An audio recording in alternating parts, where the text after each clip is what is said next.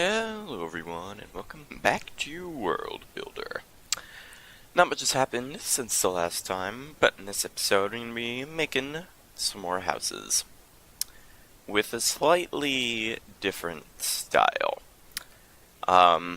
Using strip birch for the pillars instead of smooth sandstone, just to try and create some more contrast. And using the solid sandstone slab block thing in the walls to make it smooth. Which I didn't do in the other two houses because I forgot it existed, but doesn't matter.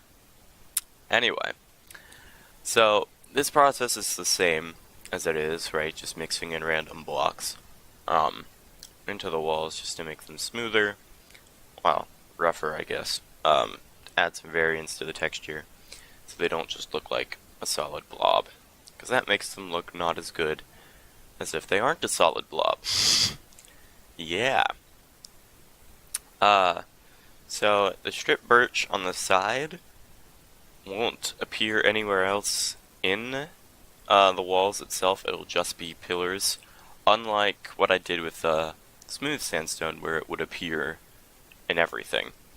But other than the birch, I think everything else stayed the same. I tried to do 1-block pillars, but they didn't look good, so I extended them out to 2. It just makes more sense. And looks better, in my opinion. But yeah, the slab roof is the same, all of that is the same. It's just using strip birch instead. Though, there is one change that I made. And I started using spruce trapdoors, and many fewer signs to fill the walls, when I could use like a trapdoor and a window or something. See, I'm using slabs here, but I make it a trapdoor and it just looks better. So, keep it as trapdoors for most of this. And when I make the larger windows, keep it as trapdoors. They just look better, you know? And I can't go back to the old slab formula for a lot of this because they just don't look as good. I still use signs, just not as much as I did in the other builds. Well, this one's also smaller size-wise compared to a lot of the others. And the walls spaces that I have are a lot smaller, so that contributes to it.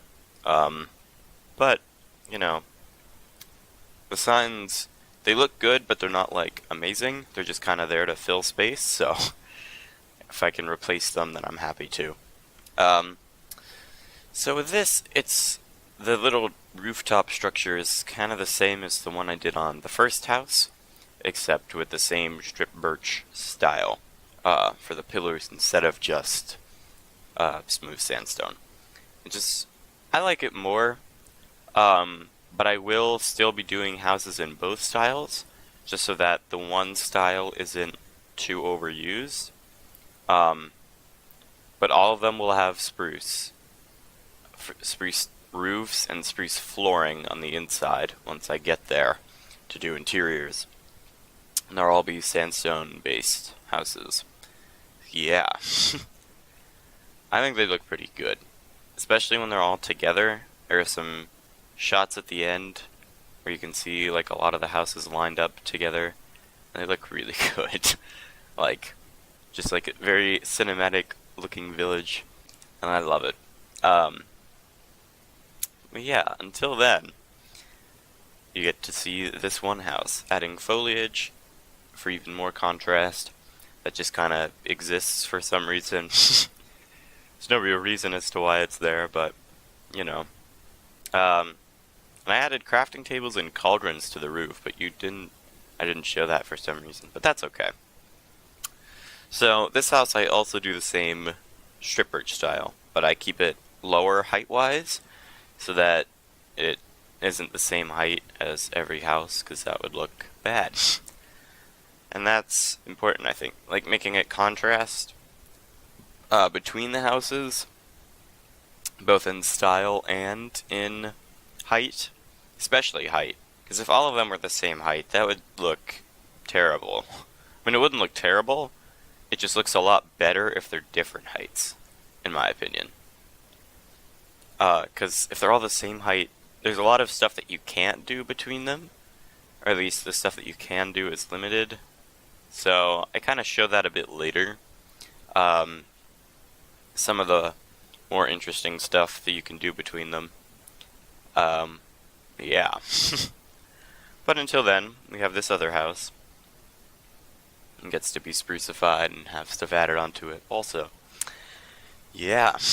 So, I should talk about this. In the future, because you've already seen how I make the houses, I will probably finish all of them in one episode.